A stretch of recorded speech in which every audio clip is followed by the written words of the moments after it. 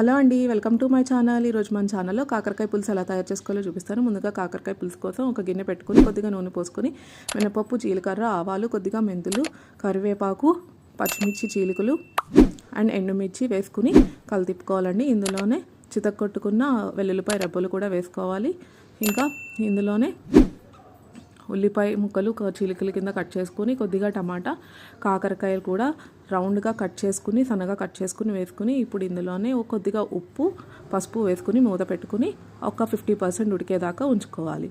అలా ఉంచుకున్న వాటిలో ఒక నిమ్మకాయ సైజ్ అంతా చింతపండు తీసుకుని రసం తీసుకుని ఇందులో వేయాలి.